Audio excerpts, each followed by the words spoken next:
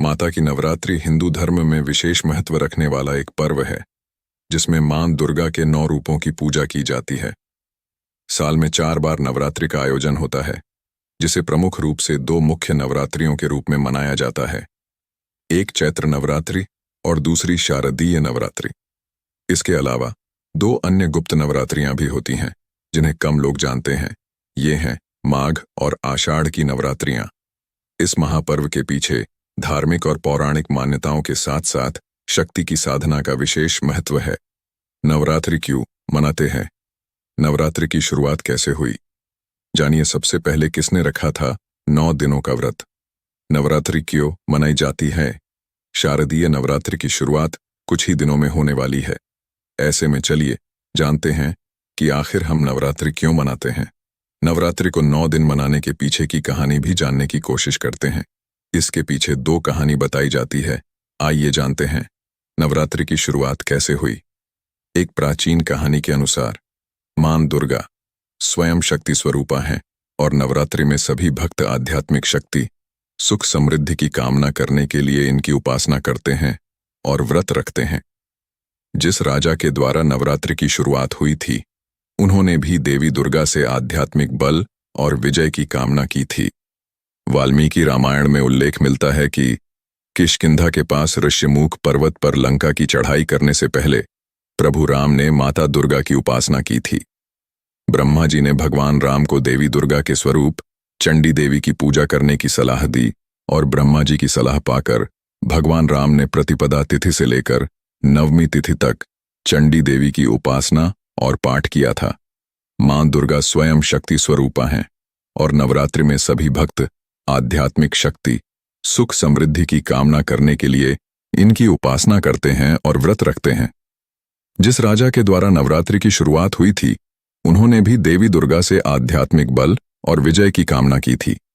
वाल्मीकि रामायण में उल्लेख मिलता है कि किष्किंधा के पास ऋष्यमुख पर्वत पर लंका की चढ़ाई करने से पहले प्रभु राम ने माता दुर्गा की उपासना की थी।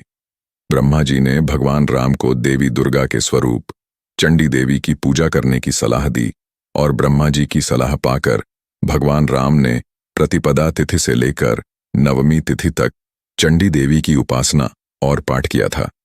भगवान ब्रह्मा ने चंडी पूजा पाठ के साथ ही राम जी को बताया कि आपकी पूजा तभी सफल होगी जब आप चंडी पूजा और हवन के बाद 108 नील कमल भी अर्पित करेंगे। ये नील कमल दुर्लभ माने जाते हैं। राम जी ने अपनी सेना की मदद से ये 108 नील कमल ढूंढ लिए, लेकिन जब रावण को यह पता चला कि राम चंडी देवी की पूजा कर रहे हैं और नील कमल ढूंढ रहे हैं, तो उसने अपनी मायावी शक्ति से एक नील कमल गायब कर दिया। चंडी पूजा के अंत में जब भगवान राम ने वे नील कमल चढ़ाए, तो उनमें एक कमल कम निकला। यह देखकर वो चिंतित हुए और अंत में उन्होंने कमल की जगह अपनी एक आंख माता चंडी पर अर्पित करने का फैसला लिया। अपनी आंख अर्पित करने के लिए जैसे ही उन्होंने तीर उठाया, तभी माता चंडी प्रकट हुईं और माता चंडी उनकी भक्ति से प्रसन्न हुईं और उन्हें विजय का आशीर्वाद दिया। सबसे पहले किसने रखा था नवरात्रि का व्रत? फिर प्रतिपदा से लेकर नवमी तक माता चंडी को प्रसन्न करने के लिए प्रभु श्री राम ने अन्न जल कुछ भी ग्रहण नहीं किया। 9 दिनों तक माता दुर्गा के स्वरूप चंडी देवी की उपासना करने के बाद भगवान राम को रावण पर विजय प्राप्त हुई थी। ऐसा माना जाता है कि तभी से नवरात्रि मनाने और 9 दिनों तक व्रत रखने की शुरुआत हुई। ऐसे में भगवान राम ही नवरात्रि के 9 दिनों तक व्रत रखने वाले पहले राजा और पहले मनुष्य थे। नवरात्रि का एक अन्य महत्वपूर्ण कारण भगवान विष्णु द्वारा मां दुर्गा की आराधना से जुड़ा है। यह कहानी प्राचीन काल की है, जब पृथ्वी पर अज्ञानता और अधर्म का अंधकार फैला हुआ था। राक्षसों के अत्याचार से धरती पर हाहाकार मच गया था। इन्हीं परिस्थितियों में सबसे पहले नवरात्रि की पूजा का आरंभ हुआ। यह वह समय था जब महिषासुर नामक राक्षस ने अपनी तपस्या से ब्रह्मा जी को प्रसन्न कर वरदान प्राप्त किया था कि उसे कोई भी देवता या पुरुष नहीं मार सकता। इस वरदान के अभिमान में महिषासुर ने तीनों लोकों पर अत्याचार शुरू कर दिया और देवताओं को स्वर्गलोक से भी बेदखल कर दिया। महिषासुर के अत्याचार से देवता बहुत परेशान हो गए थे और उन्होंने त्रिदेवों ब्रह्मा, विष्णु और महेश से मदद मांगी। सभी देवताओं ने मिलकर अपनी अपनी शक्ति से एक दिव्य स्त्री की रचना की, जिसे आदिशक्ति या दुर्गा कहा गया। मां दुर्गा के रूप में शक्ति का अवतरण हुआ, जो महिषासुर का अंत करने के लिए बनाई गई थी।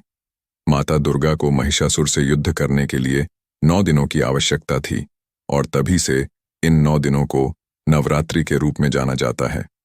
नवरात्रि केवल एक पर्व नहीं है, बल्कि यह आत्मशुद्धि, संयम और शक्ति की साधना का प्रतीक है।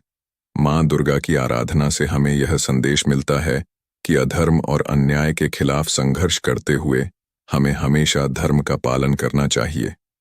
नवरात्रि के 9 दिनों में मां के 9 रूपों की पूजा की जाती है, जिन्हें क्रमशः शैलपुत्री, ब्रह्मचारिणी, चंद्रघंटा, कूष्मांडा, स्कंद माता, कात्यायनी, कालरात्रि, महागौरी और सिद्धिदात्री के नाम से जाना जाता है। प्रत्येक दिन एक विशेष रूप की पूजा की जाती है और उससे जुड़े आशीर्वाद प्राप्त होते हैं।